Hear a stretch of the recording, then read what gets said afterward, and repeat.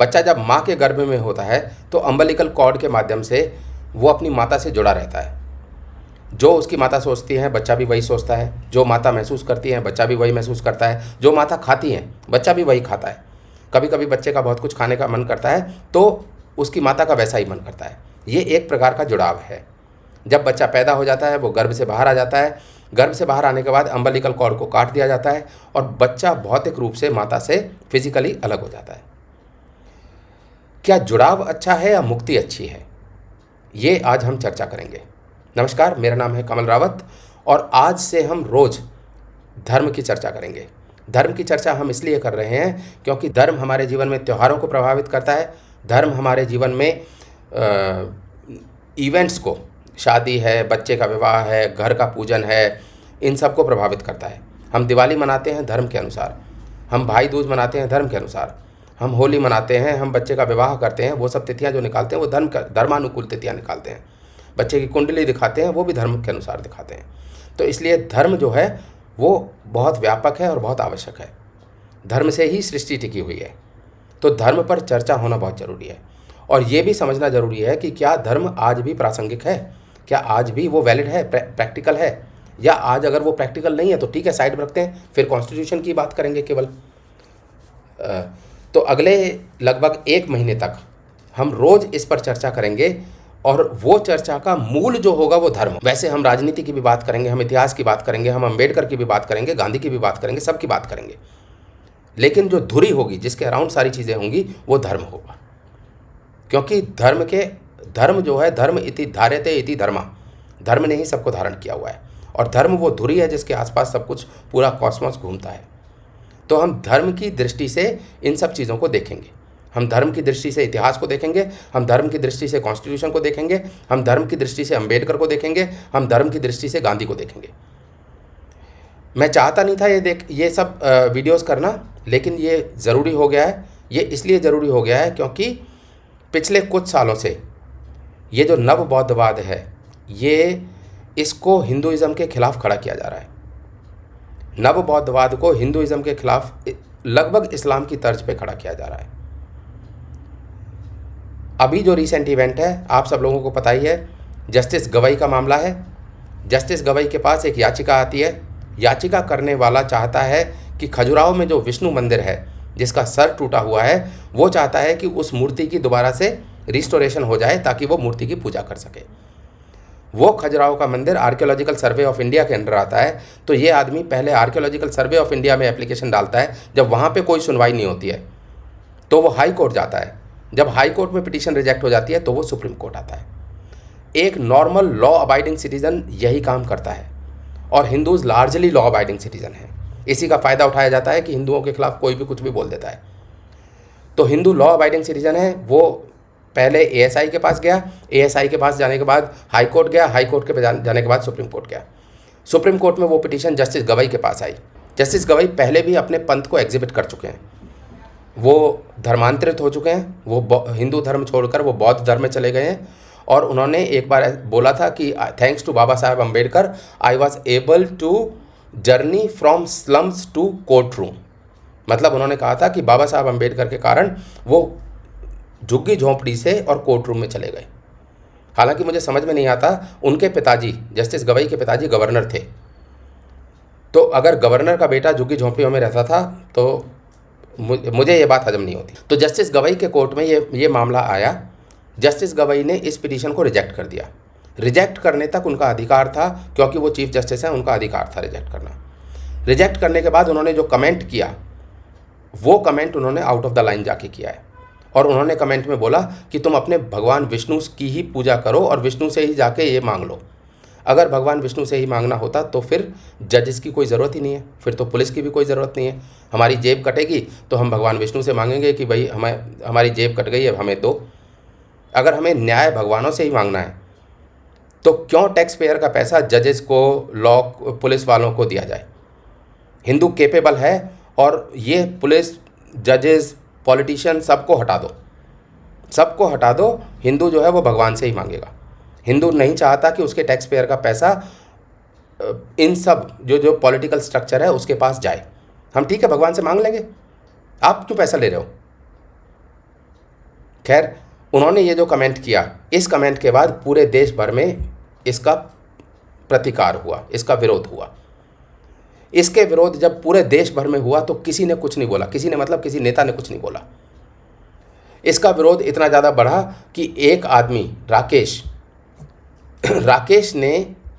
जी जो हैं वो भी दलित समुदाय से आते हैं। वो 75 साल के वकील हैं, गोल्ड मेडलिस्ट हैं। वो भी दलित समुदाय से आते हैं। उनको रात को उन्होंने बोला कि उनको रात को नींद नहीं आती थी। क्यों? क्योंकि उनको ये कमेंट बहुत चुभता था अंदर से। उनको लगता था कि उनके भगवान की इस तरह की बुराई वो कैसे बर्दाश्त कर लें। ध्यान रखिए, दोनों दलित हैं। जो जज हैं वो अपने आप को दलित बोल रहे हैं, हालांकि वो उनको दलित बोलने का अधिकार नहीं है, क्योंकि वो हिंदुइज्म को छोड़ के बुद्धिज़्म में जा चुके हैं। और ये जो राकेश हैं, ये हिंदुइज्म में रहते हुए ये भी दलित हैं। फाइनली इन्होंने बड़े प्लान तरीके से ये गए और इन्होंने जूता फेंकने की कोशिश की जज के ऊपर। राकेश किशोर जी के अनुसार जब ये गए थे तो ये पूरे होशोहवास में पूरा सोच कर गए थे कि ये जूता फेंकेंगे और फेंकने के बाद ये अरेस्ट होंगे। इनको लगता था कि ये जेल में जाएंगे, पर ठीक है, जेल नहीं हुई, अच्छी बात है। पुलिस इनको लेकर गई, थोड़ी पूछताछ की, पूछताछ करने के बाद छोड़ दिया गया। ऐसा नहीं है कि छोड़ दिया गया है, उसके बाद देश भर में पॉलिटिशियंस के कमेंट्स आए हैं और पॉलिटिशियंस ने ये जूता फेंकने की बात को क्रिटिसाइज़ किया है।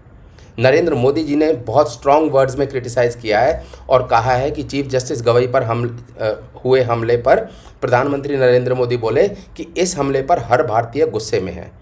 तो पहली बात तो प्रधानमंत्री जी को ये चीज़ क्लियर हो जानी चाहिए कि हर भारतीय इस बात पे गुस्से में नहीं है। कुछ भारतीय इस बात पे बहुत खुश हैं। हो सकता है कि आप गुस्से में हो। क्यों? क्योंकि आपको वो वाली कमेंट हो सकता है बहुत अच्छी लगी हो कि विष्णु भगवान को गाली दी है।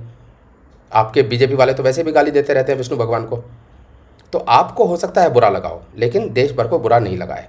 मैं पूरी तरह से क्लियर कर दूं ये बात। दूसरा, प्रधानमंत्री मोदी की एक आदत है। वो आदत क्या है? वो आदत ये है कि ये गौरक्षकों को गुंडा बोलेंगे, लेकिन गौ स्मगलरों को, जो गाय की स्मगलिंग करते हैं, उनको कुछ नहीं बोलेंगे। नुपुर शर्मा के खिलाफ ये एक्शन ले लेंगे और उसको भारतीय जनता पार्टी से निकाल देंगे, लेकिन नुपुर शर्मा के साथ जो दूसरा आदमी बैठा हुआ था जिसने शिवजी भगवान का अपमान किया था, जो वो मुस्लिम समुदाय से आता है, उसके खिलाफ मोदी जी कुछ नहीं बोलेंगे। मोदी जी को पता है कि किसके खिलाफ उन्हें बोलना है और किसके खिलाफ नहीं बोलना है, और हमेशा विदाउट फेल हमेशा ये उस आदमी के खिलाफ बोलते हैं जो हिंदुइज्म को प्रोटेक्ट कर रहा होता है, और हमेशा ये उसको प्रोटेक्ट करते हैं जो हिंदुइज्म पे किसी न किसी प्रकार से हमला कर रहा होता है। और ये केवल बीजेपी का चरित्र नहीं है, आप देखेंगे तो आरएसएस का भी यही चरित्र है। आरएसएस का 100 ईयर्स का फंक्शन था, उसमें इन्हीं जस्टिस गवई को बुलाया गया है चीफ गेस्ट। ये हिंदुओं के मुंह पे तमाचा है।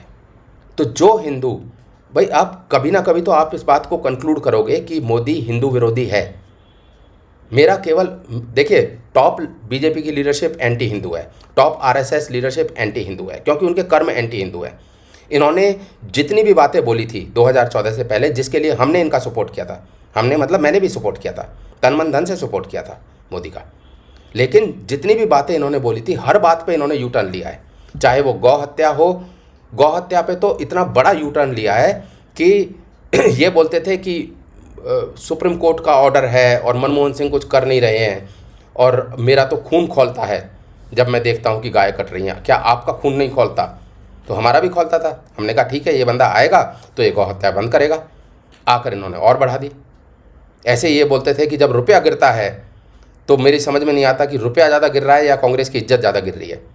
आज अगर हम यही बात बीजेपी के लिए बोल दें तो जो लोअर लेवल के बीजेपी के समर्थक हैं, जिन्होंने जो 2014 के बाद बीजेपी को सपोर्ट करने के लिए बने हैं, वो हमें कांग्रेसी घोषित कर देंगे। हम तो वहीं खड़े हैं भाई, हम कहीं नहीं जा रहे, हम तो उसी मुद्दे के साथ खड़े हैं। 2014 से पहले हम कहते थे कि ईवीएम हैक होती हैं। बीजेपी वालों ने किताबें लिखी हैं इस बात पे। बीजेपी का मुद्दा था ये कि कांग्रेस ईवीएम हैक कर रही है। आज की डेट में भारतीय जनता पार्टी की दिल्ली की चीफ मिनिस्टर इस बात को कबूल कर चुकी हैं कि कांग्रेस वाले हैक करते थे पहले, अब हम हैक कर रहे हैं तो आपको बुरा लग रहा है।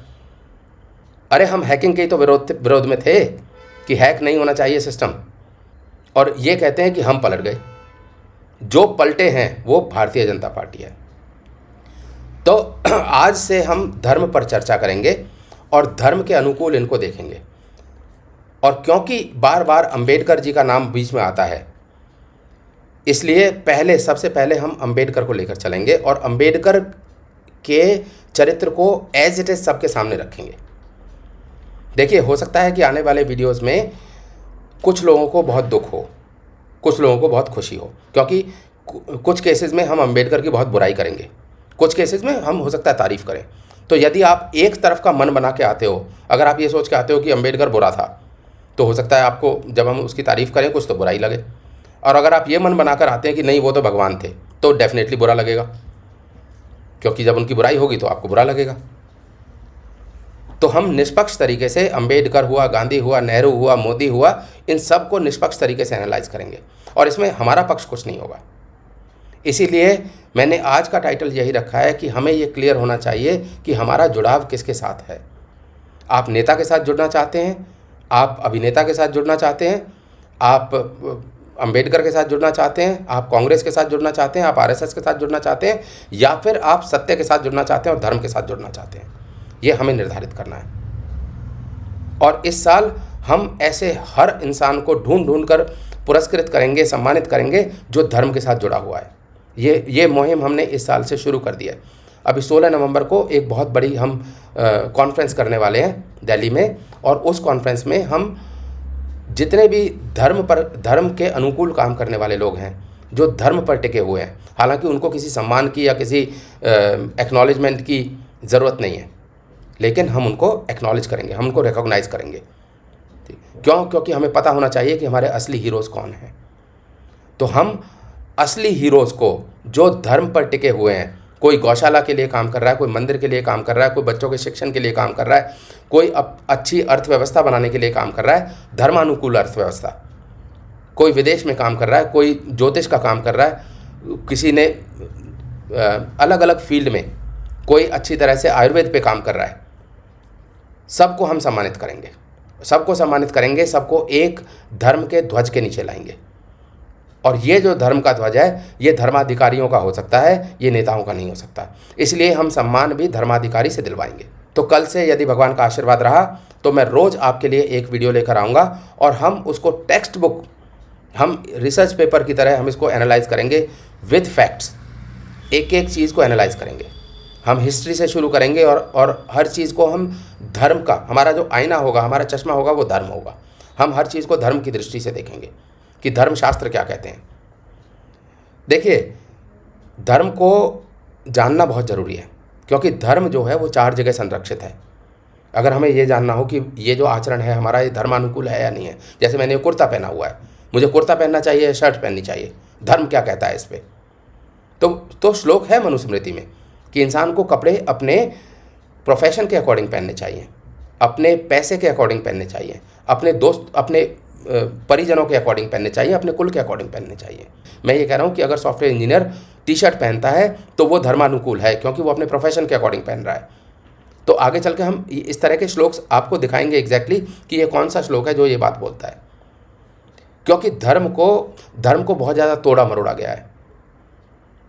धर्म को कर्मकांड बना के रख दिया है एक तरह के लोगों ने, दूसरे तरह के लोगों ने धर्म को केवल योगा बना के रख दिया है। और योगा में भी आसन से तो वो शुरू करते हैं, यम नियम गया भाड़ में। तीसरे लोगों ने धर्म को केवल व्यापार बना के रख दिया है। जो लोग ये कहते थे कि हाँ पाम ऑयल जहर है और नेस्ले कंपनी देखो अपने पाम ऑयल मिला के और मैगी बना रही है, आज उनके बिस्किट में, जो बिस्किट 5 साल का बच्चा खाता है, उस बिस्किट में जहर है, उस बिस्किट में वही पाम ऑयल डालते हैं। वो कैसे कैसे मुंह दिखाओगे भगवान को? या सारी ज़िंदगी यहीं पे रहकर योगा करना है? कभी तो जाओगे। तो मैं ये कह रहा था कि धर्म 4 जगह संरक्षित है। अगर हमें ये जानना हो कि धर्म क्या है, पहले तो आपके सच्चे मन की अंतरात्मा से जो आवाज़ आती है वही धर्म है। दूसरा, अगर आपको डाउट हो कि ये धर्म अनुकूल है या नहीं है, तो आप इतिहास और पुराण को देख सकते हैं। हमसे पहले हमारे महापुरुषों ने जिस तरह का आचरण किया है वो धर्म है। अगर आपको उन पे भी डाउट हो सकता है भगवान राम ने धर्मानुकूल आचरण ना किया हो सकता है धर्म कुछ और कहता हो और भगवान राम ने धर्म के अनुकूल ना किया हो, तो आप उसको वैलिडेट अगर करना चाहते हो कि भगवान ने धर्मानुकूल आचरण किया था या नहीं किया था, तो आप स्मृतियों से वैलिडेट कर सकते हो। तो सबसे पहला, सबसे निचली पायदान पे है अपना मन, अपनी अंतरात्मा। दूसरा, अगर अंतरात्मा को वैलिडेट करना है तो इतिहास और पुराण, अगर उनको वैलिडेट करना है तो स्मृतियाँ। स्मृति में मनुस्मृति, याज्ञवल्क्य स्मृति, पराशर स्मृति, इनमें जो लिखा हुआ है वो धर्म है। और अगर आपको इनको भी वैलिडेट करना है, हो सकता है कि स्मृति में कुछ गलत लिखा हुआ है, अगर आपको इनको भी वैलिडेट करना है तो लास्ट प्रूफ है वेदास। वेदा हमारे यहाँ पे, वेद जो है वो अल्टीमेट प्रूफ है। वेद को फर्दर प्रूफ की कोई आवश्यकता नहीं होती। और जो वेद को नहीं मानता उसी को नास्तिक बोलते हैं। तो हमारे यहाँ पे आस्तिक और नास्तिक, नास्तिक का मतलब एथिस्ट नहीं है, नास्तिक का मतलब वो है जो वेद को प्रमाण नहीं मानता। जैसे बौद्ध धर्म को शुरू करने वाले विष्णु अवतार बुद्ध थे, विष्णु के अवतार थे वो, लेकिन फिर भी बौद्ध धर्म को हमने नास्तिक माना। क्यों? क्योंकि उन्होंने वेदों को प्रमाण नहीं माना। ऐसा नहीं है कि वो विष्णु के अवतार थे तो उन्होंने वेदों को क्यों नहीं प्रमाण माना, ये भी आ सकता है। तो उन्होंने वेदों को इसलिए प्रमाण नहीं माना क्योंकि वो एक प्रयोजन के साथ उन्होंने अवतार लिया था। बाद में इसकी कथा भी आराम से सुनाएंगे, क्योंकि ये सब चीज़ें धीरे धीरे करके एक एक करके हम सारी चीज़ें आपको सुनाएंगे। तो आज से रोज़ आधा घंटा केवल धर्म पे चर्चा होगी। आज का वीडियो थोड़ा बड़ा बन गया है, मैं क्षमा चाहता हूँ। रोज़ हम केवल 20 मिनट का वीडियो बनाएंगे, बहुत टाइट वीडियो होगा। और उस टाइट वीडियो को, 20 मिनट के शॉर्ट वीडियो को आपको एक छोटे से टॉपिक, एक छोटा सा धर्म का टॉपिक जिसकी कंटेम्प्रेरी रेलिवेंस और जिसकी हिस्टोरिकल रेलिवेंस के साथ ये डाला जाएगा। आप जुड़िए। और 16 तारीख को हमारी एक बहुत बड़ी कॉन्फ्रेंस होने वाली है जिसमें हम धर्म के अनुकूल काम करने वाले सभी लोगों को चाहते हैं कि हम सभी लोगों को पुरस्कृत करें, हम सभी लोगों को सम्मानित करें। और ये हर साल का इवेंट होगा, तो आप उसके साथ भी जुड़िए और हो सके तो अपना योगदान दीजिए। कल से रोज़ एक वीडियो धर्म के नाम। धन्यवाद।